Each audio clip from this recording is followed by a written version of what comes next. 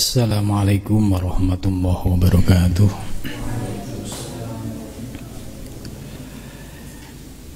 Ila khadratin Nabil Mustafa Rasulillah sallallahu alaihi wasallam wa ala ikhwanihi minal anbiya wal mursalin wal awliya wasyuhada wasyolikin wal malaikatil muqarrabin, khususan musannif handal kitab Syekh Imam Ghazali wa khususan masyaikhi wa khususan asyatihi wa asyatihi wa khususan lahumul Fatihah.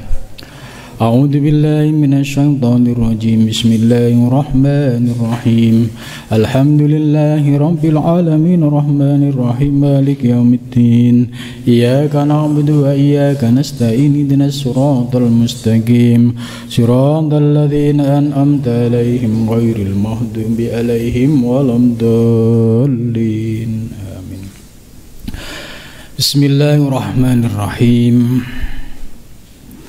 Alhamdulillahilladzi allamani bi ulumil ulama'il muwahhidin wal muhaqqiqin wa arsadani ila tariqim mustaqim.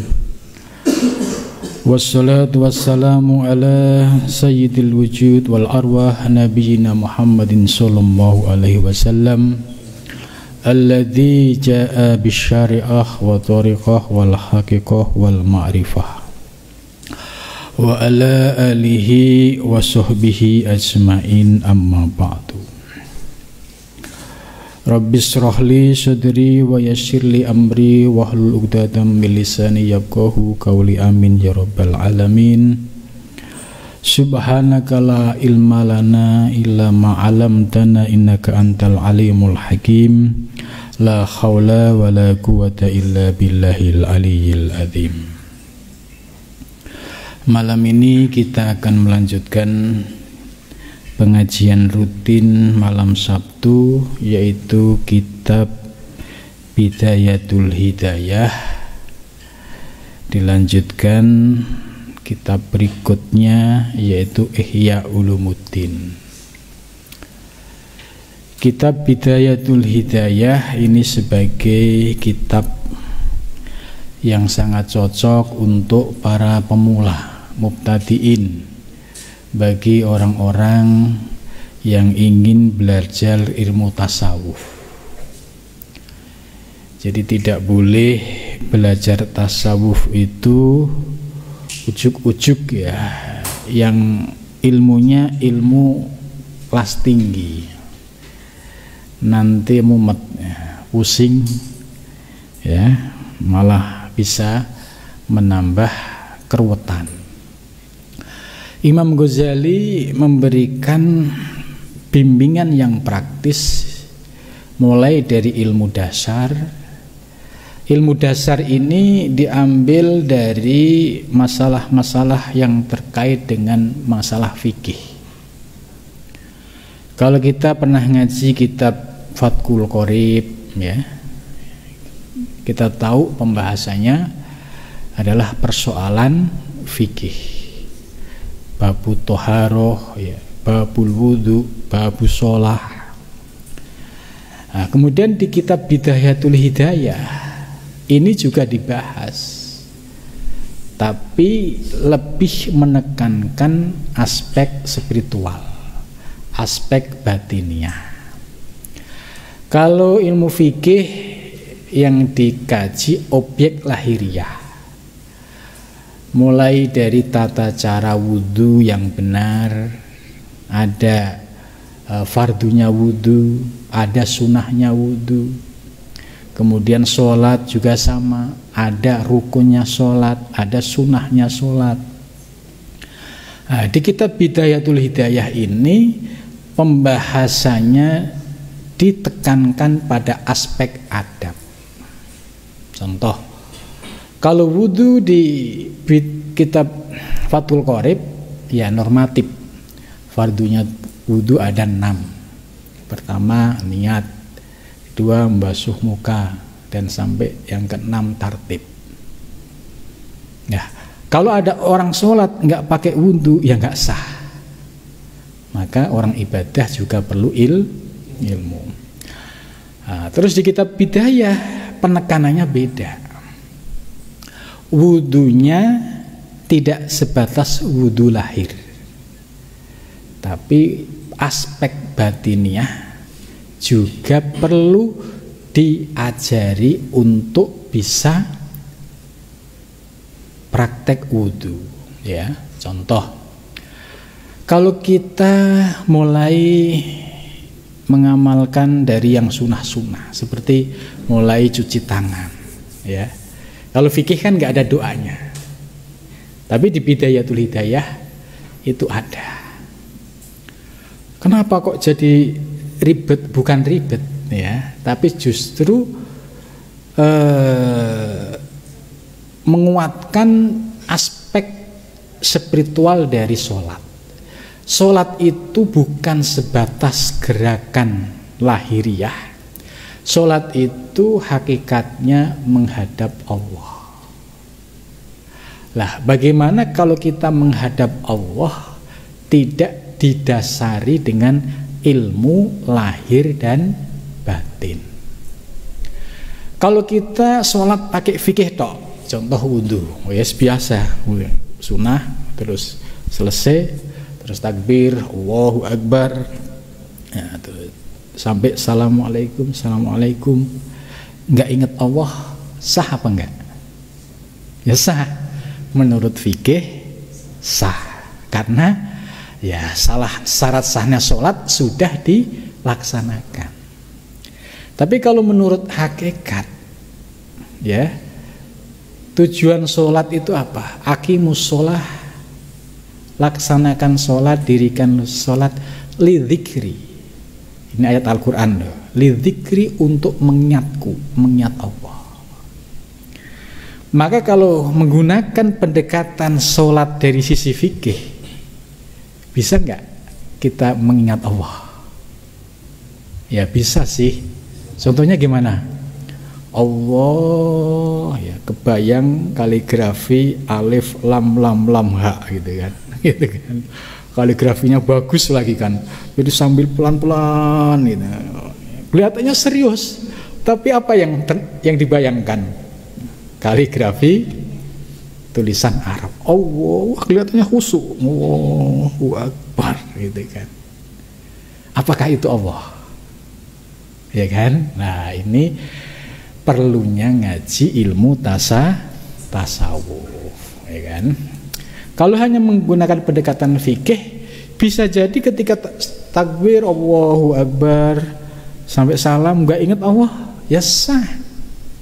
Cuma kualitasnya, ya, tetap ada nilainya di hadapan Allah. Karena apa? Ya dibandingkan nggak sholat, ya kan? Tetap ini ada nilainya, tapi hanya kualitasnya. Itu. Bagaimana seharusnya sholat? Ya sholat tadi, yaitu aqimus sholah lidzikri, untuk mengingatku. Lah, cara mengingat Allah itu kan sudah diisyaratkan dalam konsep ihsan. Ihsan itu apa? Anta budallah ka'annaka tarahu. Ya, anta buddha, hendaklah kamu menyembah Allah. Ka'annaka, seolah-olah dirimu tarahu, menyaksikan Allah. Bagaimana kamu beribadah seolah-olah kamu menyaksikannya. Ya tadi kalau nggak ngerti ilmunya, tadi Allah kan, sambil nangis-nangis lagi kan. Masa nyembah Allah sambil nangis-nangis gitu. Ya, jadi ini ilmu intinya dari ajaran Islam. Maka di dalam kitab ini Syekh Nawawi Al-Bantani itu sudah mengingatkan, sebagai santri ojo mung belajar syariat tok, ya, jangan belajar ilmu fikih tok, tapi harus dibarengi dengan ilmu tasawuf. Di dalam ilmu tasawuf itu ada ilmu hakikat. Ya, ilmu hakikat ini yang membahas tentang ketuhanan. Nah, Supaya kita mendapatkan pemahaman yang utuh soal ilmu hakikat, ya carilah guru yang menguasai betul soal peta ilmu hakikat. Karena ilmu ini jelas sumbernya juga dari para guru, kiai-kiai sampai kepada Rasulullah Shallallahu Alaihi Wasallam. Lah, yang perlu diperhatikan ketika belajar ilmu hakikat itu cari guru yang paham betul sehingga paham teorinya, paham prakteknya. Kalau paham teorinya, ya paham prakteknya, insya Allah tidak akan terjadi benturan antara syariat dan hakikat. Nah, yang sering terjadi benturan itu kalau ngaji hakikatnya sepotong-sepotong. Sekarang ngaji, besok enggak, gitu kan. Sekarang bahas ibaratnya gajah, bahas belalainya. Besok giliran bahas badannya enggak hadir. Besok pas bahas kakinya enggak hadir. Ditanya bagaimana gajah? Gajah itu ya kecil ya, gitu. Ini ilustrasi orang yang tidak memahami keilmuan secara utuh. Maka disinilah yang sering menimbulkan problem. Ya, ada orang belajar hakikat kok terus nggak sholat. Nah, ini yang salah gurunya apa salah yang ngamalinya? Yang salah ya yang ngamalinya. Sebab syariat dan hakikat ini satu kesatuan yang tidak bisa dipisahkan. Ya. Maka dari itu ya di dalam belajar ilmu hakikat ini ya harus benar-benar ya dibimbing oleh orang yang ahli betul, yang paham betul, sehingga cara prakteknya pun dia sesuai dengan koridor syariat sehingga tidak muncul penyimpangan. Apakah ada orang-orang yang belajar hakikat menyimpang? Ada. Ya, di Jawa atau di Nusantara ada nggak? Ada. Ya, pernah dengar muridnya Syekh Siti Jenar? Ya. Syekh Siti Jenar itu ilmunya benar, itu ilmunya wali. Cuma murid-muridnya ini memahaminya nggak utuh, dicomot. Ya, terus salah paham. Akhirnya menimbulkan masalah. Ya. Begitu juga di Aceh zaman Syekh Nuruddin Araniri juga pernah masalah. Kenapa? Karena pengikutnya ada yang memahami tidak utuh sehingga menimbulkan masalah. Nah, di kitab Bidayatul Hidayah ini ya diajarkan bimbingan syariat, thariqah, hakikat dan ma'rifah. Ya. Kembali kepada pembahasan soal sholat tadi. Ya. Kalau kita wudhu, sebab sholat ini menghadap zat yang maha suci, maka harus prepare, ya, bersiap-siap. Kita juga membersihkan kotoran-kotoran lahir batin kita. Kita sholat harus suci dari hadas kecil dan hadas besar. Ya, ini dosa lahiriah. Batiniahnya juga harus bersih dari segala penyakit-penyakit batiniah. Contoh, kenapa harus cuci tangan? Ini ada doanya. Doanya itu kalau di sini ada, cuma kalau susah bahasa Arab ya, pakai bahasa kita yang pahamnya aja. Ya Allah, mudah-mudahan ya barangkali ada dosa yang dilakukan oleh tangan ini Engkau ampuni ya Allah. Itu. Nah, itu dibatin saja. Kemudian berkumur, ya Allah, mudah-mudahan dosa-dosa mulutku barangkali saya ngerasain orang, ngibain orang, sengaja atau tidak sengaja, Engkau ampuni ya Allah. Jagalah lisan kami dari segala dosa lahir dan batin. Jadi ada dialog ketika wudhu itu. Terus menghirup air istinsak juga sama, ya Allah, ampunilah hidung hamba ya Allah. Barangkali hidung hamba ini gampang ngendus dosa kekurangan orang lain, dosa pengen tahu urusan orang, pengen ngerti masalah orang gitu. Ampuni ya Allah. ya. Jagalah hidung kami, mudah-mudahan Engkau ampuni segala dosa yang dilakukan oleh hidung kami. Ya, sebab hidung ini kan untuk mengendus pengen tahu ya, urusan orang, pengen ngerti masalah orang, apalagi pengen tahu aib orang, kemudian setelah tahu disebar. Nah, ini dosanya sudah beranak pinak. Kemudian selanjutnya ya, ketika membasuh muka ya, kan niat di dalam hati. Ya, tempat niat itu ketika mukoronah membasuh ke muka. Ini mukoronah dibarengkan. Nah, menurut kitab Bidayah jangan sampai kita belum apa-apa sudah niat dulu. Nawaitul wudu'a li rafil hadasil. Kalau untuk ngajarin anak-anak yang masih TPQ, TPA, TK itu nggak apa-apa. Tapi kalau yang sudah dewasa harus tahu posisi niat itu mukoronah. Mukoronah itu dibarengkan ketika tangan sedang menengah air, kemudian ditaruh ke muka. Nah, ini niat boleh nawaitul wudu'a. Kalau nggak bisa bahasa Arab, ya pakai bahasa Jawa juga boleh, Indonesia juga boleh. Yang penting niat wudu. Nawaitul wudu'a li rafil. Kok pakai bahasa Jawa gitu? Apa Allah nggak tahu gitu kan? Ya Allah Maha tahu gitu. Jadi ya sebenarnya kalau mau pakai bahasa Arab, kalau bisa ya bagus. Tapi kalau nggak bisa ya nggak ada masalah gitu ya. Gitu. Jadi niat itu ketika air dibeginiin terus, nah ini niat itu mukoronah.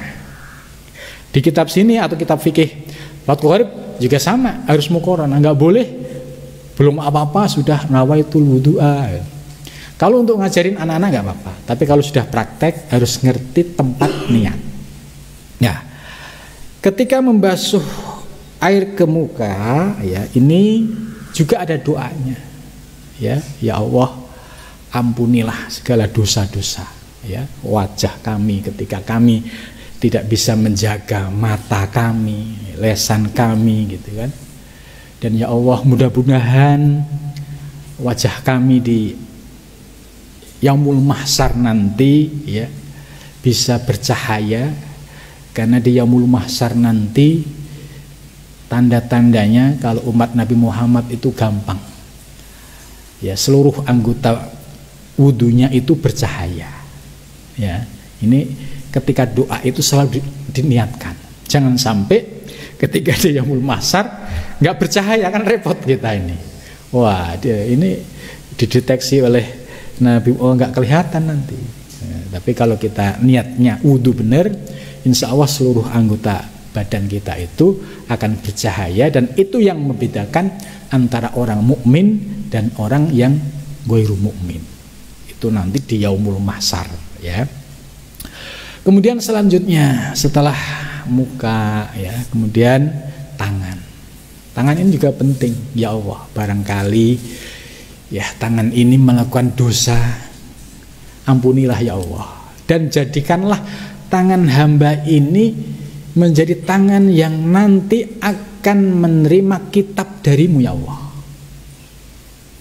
Ini di doa ini harus diniatkan seperti itu. Sebab kalau doa kita terus kita panjatkan setiap hari, setiap saat itu, ya itu sebagai pertanda ya bahwa kita akan menjadi orang-orang yang dalam keadaan husnul khotimah.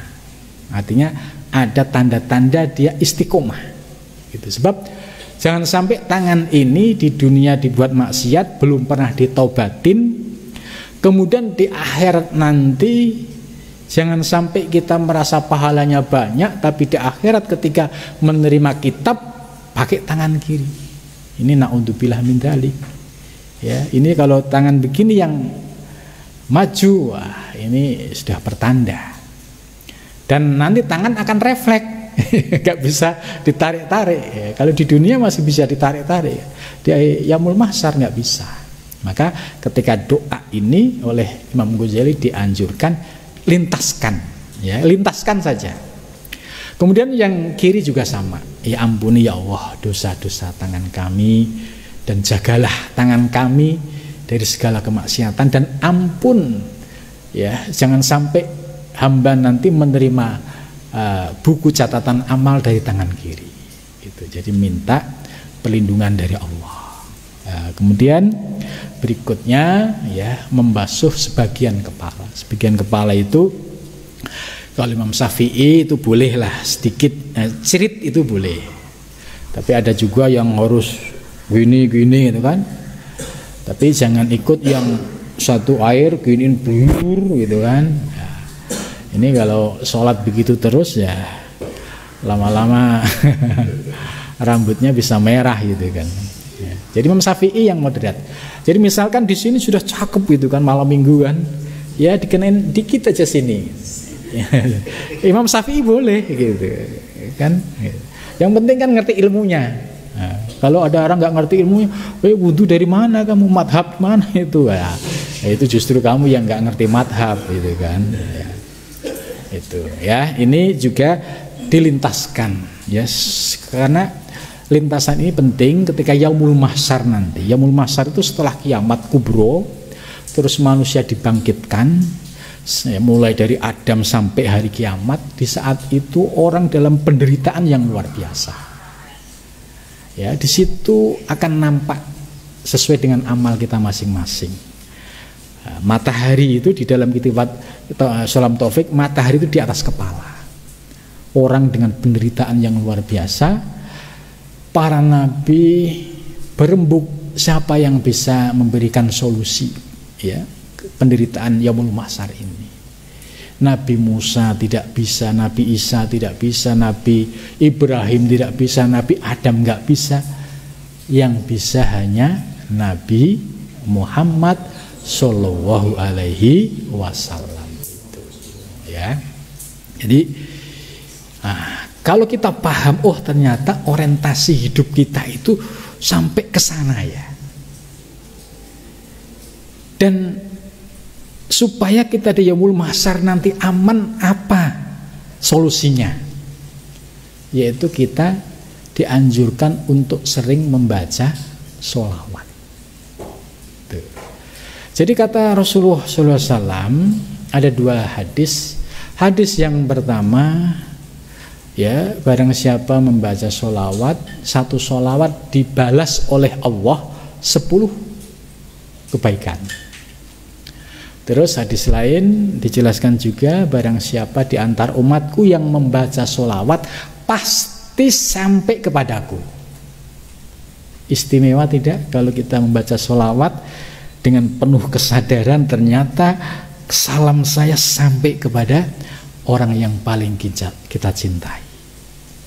Karena Rasulullah sudah bersabda, man ahabbani kana ma'i fil jannah. Barang siapa yang mencintaiku, maka dia akan bersamaku di surga. Itulah. Supaya ya sahabat-sahabat matan ini punya amaliyah yang rutin ya. Amalkan minimal sholawat sehari semalam ya 100 lah gitu. Itu paling pelit-pelitnya orang lah gitu. Lah manfaatnya apa? Sholawat 100 itu ya nanti kamu merasakan sendiri ya. Ya, sholawat itu ibarat kunci ya, kunci dunia dan akhirat. Orang yang memiliki keruwetan masalah ya, kuncinya di sholawat.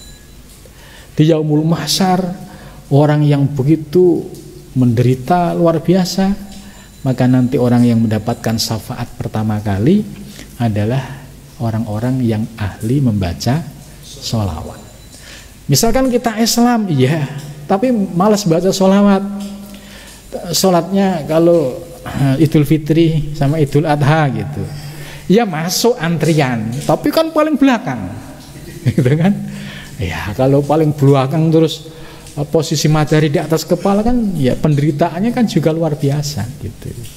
Nah ini, jadi kita membaca sholawat ini, supaya muncul mahabbah kita kepada Nabi besar Muhammad SAW. Dan kalau kita istiqomah sholawat, ya ini buat saya ijazahkan ke kalian 100 dulu lah gitu. Nanti ada kehausan, wah 100 kok rasanya masih kurang nih, ya tambahlah 200. Ya 200 nanti istiqomah terus naik 300 terus itu. Karena semakin cinta semakin mahabbah, hitungan itu sudah tidak menjadi ukuran. Ya, kalau orang yang sudah cinta kepada baginda Nabi itu ya sholawat itu sudah nggak hitungan lagi. 100 ini kan hanya untuk mancing aja.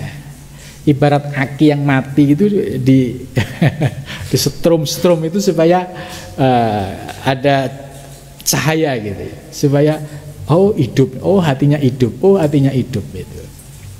Tapi ya istiqomah, jangan sholawat sekali liburnya sebulan gitu kan. Ya nanti ibarat lampu yang sudah mulai terang dikit-dikit ya mati lagi. Ya karena sudah kalah dengan urusan duniawi itu. Ya, jadi sholawat itu penting. Ya, kemudian selanjutnya kembali ke masalah sholat ya. Setelah itu ya telinga ini juga sama ada ya doanya. Ya mudah-mudahan telinga ini yang biasanya suka nguping ya kan, ada orang ngomong apa sih itu gitu kan ya. Ini kan telinga yang gampang nyari maksiat kan gitu. Ya, kalau barangkali ada dosa-dosa itu ampuni ya Allah. Jagalah telinga kami, jangan sampai menjadi telinga yang ahli maksiat ya. Kemudian terakhir yaitu membasuh kaki juga sama. Ya Allah, ampuni dosa-dosa kaki kami ya Allah. Kemudian bimbinglah kaki kami, mudah-mudahan sampai akhir hayat kaki kami senantiasa menjadi kaki yang melangkah menujumu ya Allah. Itu. Nah, ini kalau terus dilaksanakan secara istiqomah gitu. Setelah itu ditutup dengan doa menghadap kiblat ya. Asyhadu an la ilaha illallah wahdahu asyhadu anna Muhammadan abduhu wa rasuluh. Allahumma ja'alni minat tawwabin waj'alni minal mutatahhirin waj'alni min ibadikas sholihin. Itu doa yang luar biasa itu. Terus itu. Nah, jadi kitab ini tadi mengajari kita supaya sadar kita sholat itu mau menghadap Allah, maka adab-adab ketika mulai dari wudhu itu sudah diajarkan supaya kita sadar betul bahwa sholat ini menghadap zat yang maha suci. Nah, kemudian ketika takbiratul ihram ya, Allahu Akbar ya, itu nanti ya juga tidak sebatas memahami makna lahiriah yaitu. Nah, itu untuk bisa paham semua ilmu itu ya ngajinya nggak cukup sekali, tapi paling nggak seminggu sekali ya istiqomah itu ya. Karena ilmu ini kan akan terus bertambah. Ibarat sebuah puzzle itu, kemarin paham ini, hari ini paham ini, besok paham ini ya, lambat laun konstruksi ilmunya itu utuh. Oh, ini toh yang dimaksud di dalam kitab-kitab tasawuf itu. Nah, ya. Kemudian pembahasan pada malam ini itu sudah sampai pada adabu ma baina tulu'il syamsi ila zawal. Jadi kitab bidayah ini selalu dimulai dengan adab. Adabul wudu, adabus sholah, adabul wusli. Ya, ini adab sejak dari terbitnya matahari sampai ila zawal. Ya. Nah, itu sampai waktu zawal.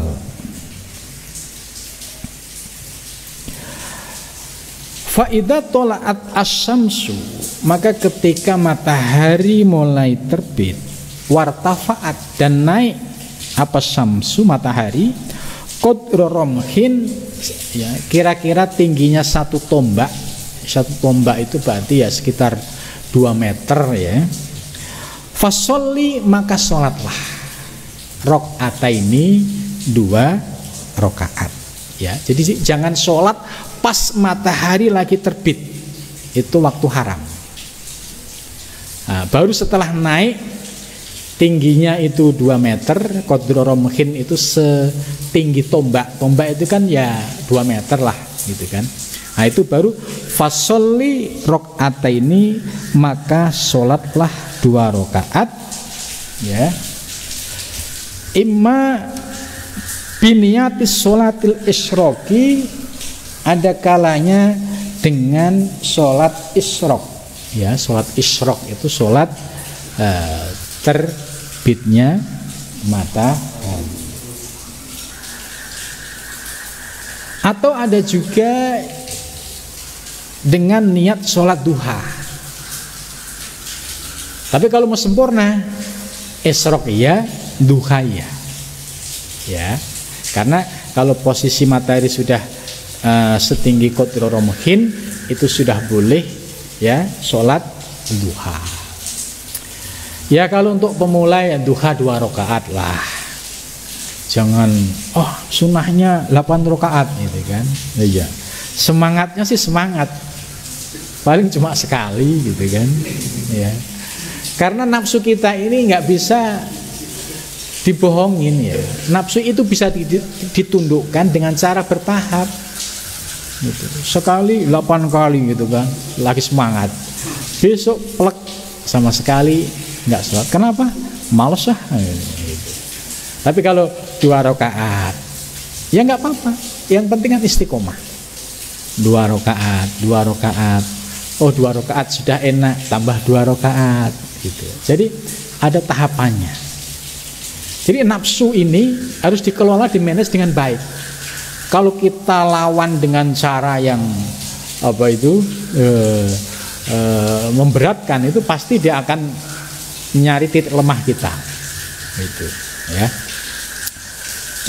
Contoh misalnya tadi, wah sholat karena lagi ngerti ilmu, lagi ngerti sholawat, ya saya harus sholawat paling enggak 10.000 kali, gitu kan. Ya, akhirnya semalam dikir sholawat, plek teler besok sudah berat lagi. Kenapa nggak dikir? Wah berat. Karena apa? Tahapannya nggak diikuti. Gitu. Jadi kalau tahapannya istiqomah enteng. Bahkan kita sudah zikir 10.000 itu kurang. Akhirnya 20.000. Enteng gitu, 30.000 enteng. Nah ini jadi ada manajemen mengelola nafsu di dalam diri kita. Nggak boleh kita paksa karena tadi punya semangat yang menggebu-gebu ya. Tapi akhirnya besok kita turun drastis. Nah ini jangan sampai seperti ini ya. Yang paling istimewa al istiqomah ya.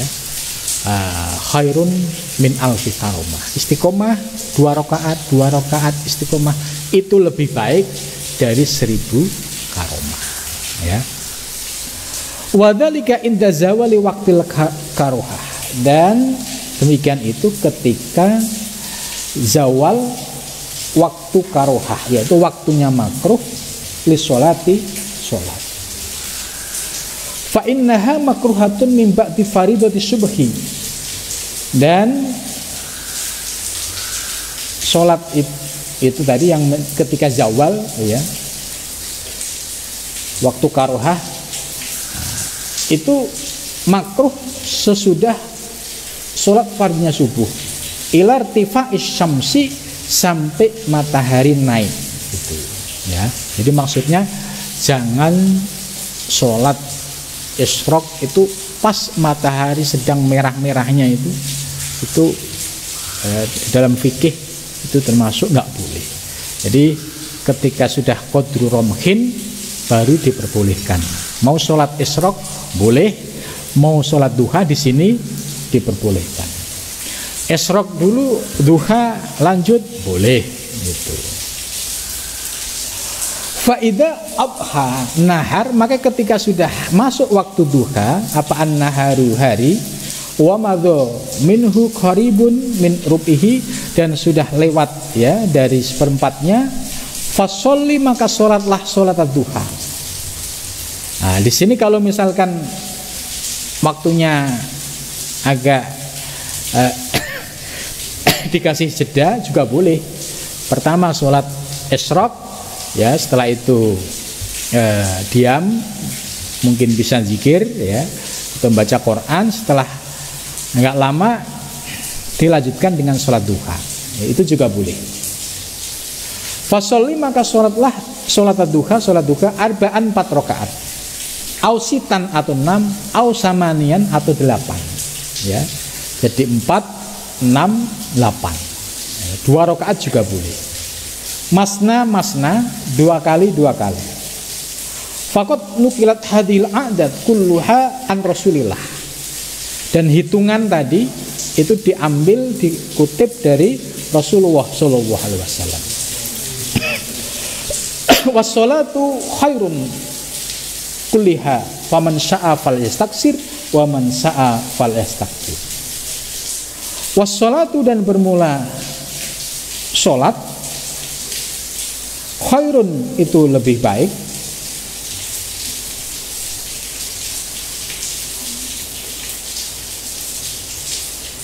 faman barang siapa syaa yang ingin siapa man ya, falyastaksir maka perbanyak. Jadi kalau pengen sholat duha 8 ya silahkan, 6 juga silahkan. Waman syaa, dan barang siapa yang ingin falyastaklil maka menyedikitkan 2 rakaat juga boleh ya. Jadi kita sesuaikan dengan kondisi kita ya. Jangan tadi terlalu bersemangat kemudian besok enggak sama sekali ya. Lebih baik di manage 2 sudah enak, ditambah 2 rakaat menjadi 4 gitu ya. Kemudian berikutnya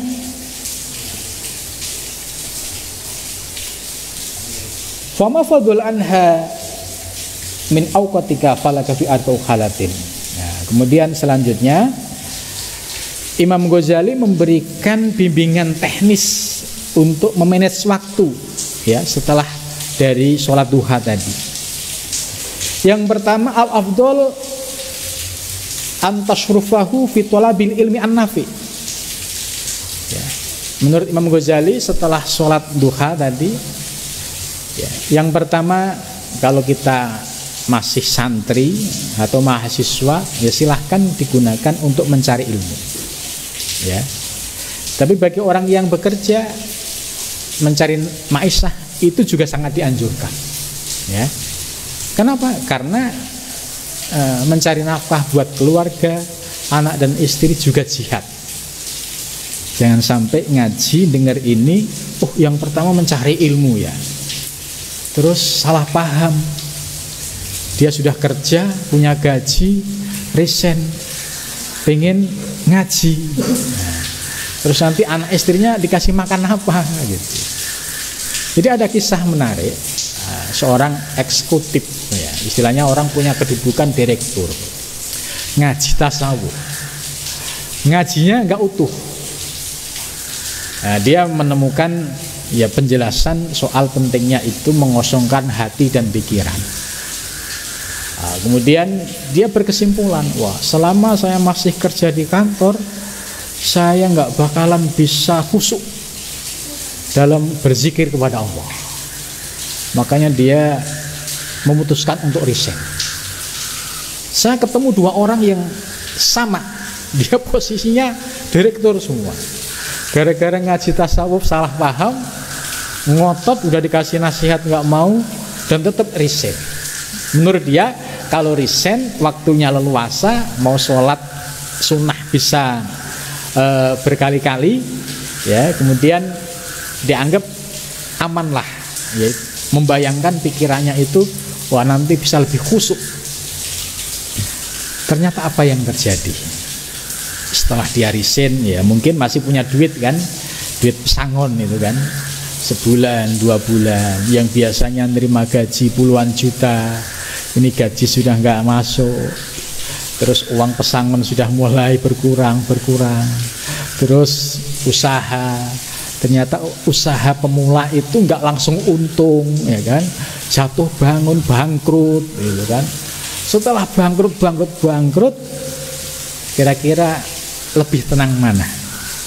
Ketika dia dulu masih kerja, gaji tiap bulan pasti, ini posisi sudah ambruk, pasti anak istri juga bermasalah soal nafkah, ya akhirnya muncul masalah. Lah, ini akibat dari salah memahami ilmu tasawuf.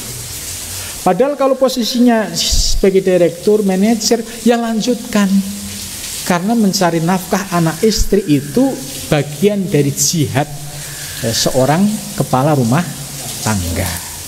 Imam Ghazali juga menjelaskan seperti itu. Bagi orang yang sudah punya profesi, ya lanjutkan profesi itu.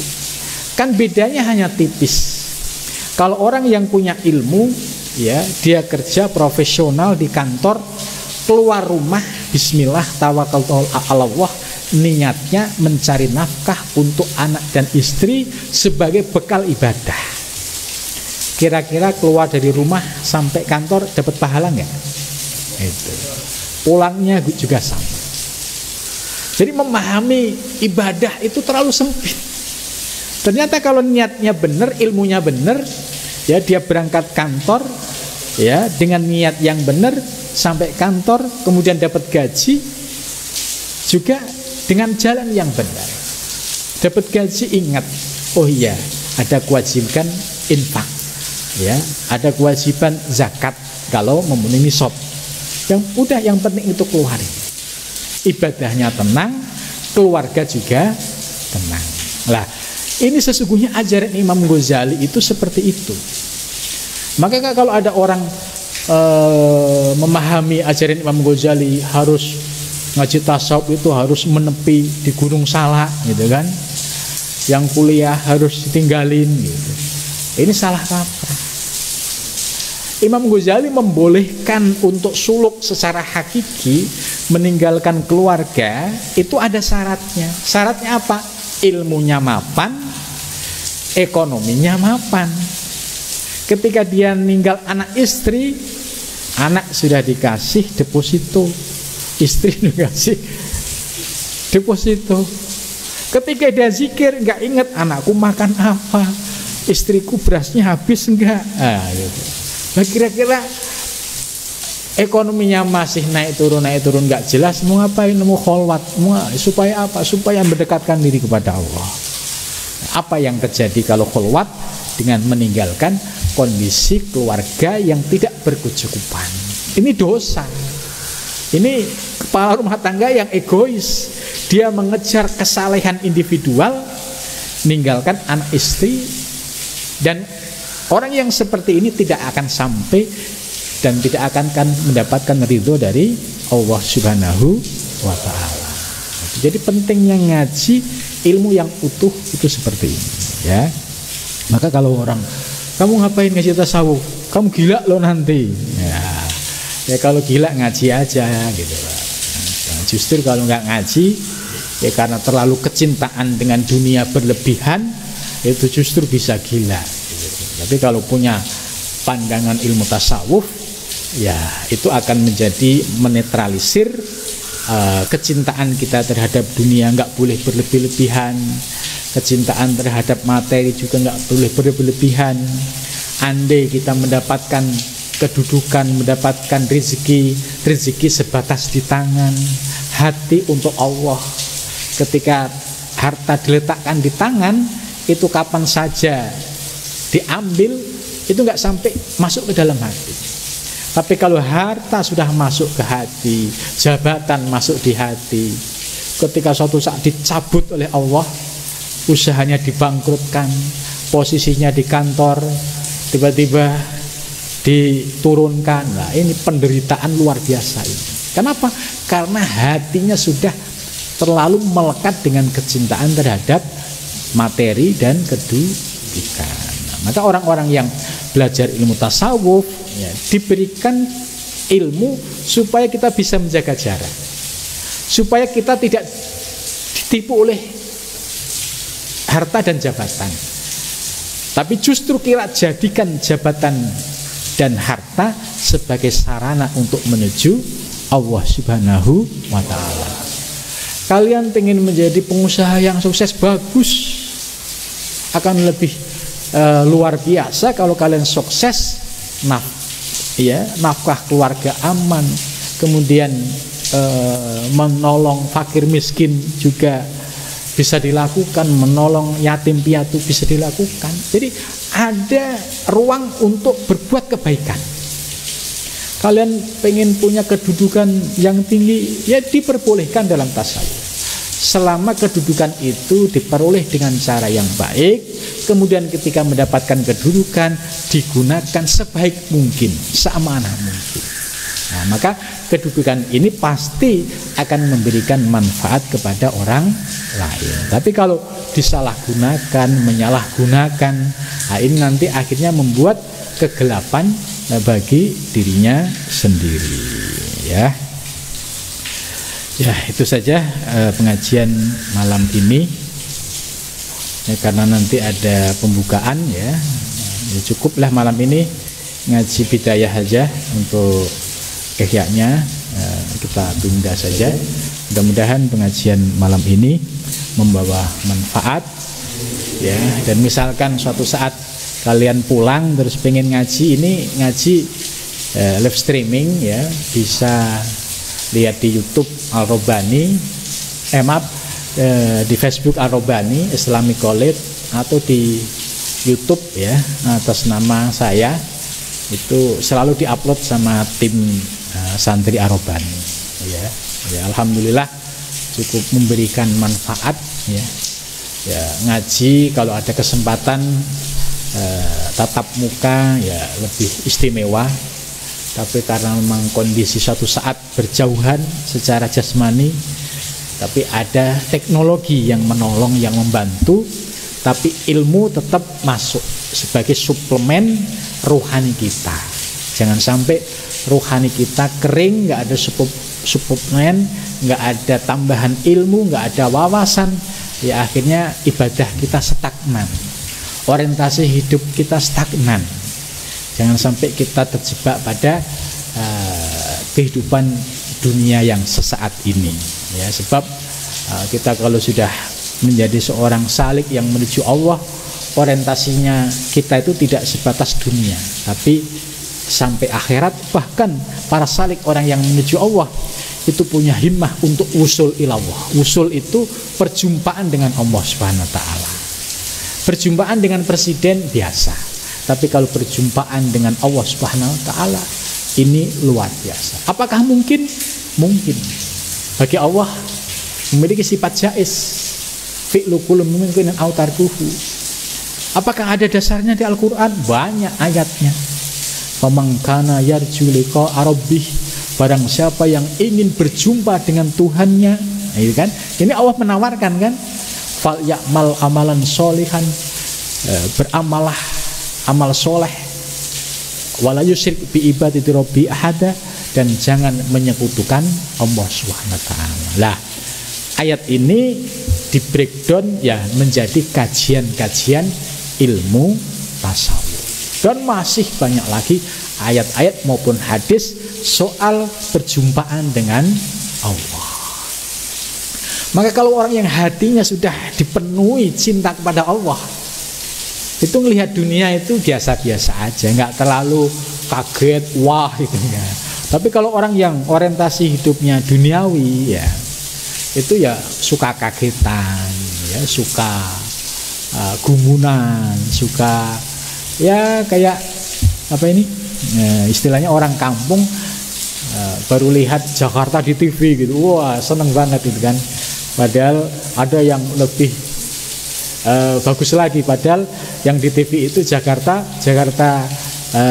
bagian Bekasi misalkan, belum Jakarta yang Sudirman atau yang lain sebagainya. Itu hanya ilustrasi supaya kita memiliki orientasi dalam mencari ilmu dan menjadikan sebagai landasan kita hidup di dunia sebagai sarana untuk menuju Allah Subhanahu wa taala. Terima kasih.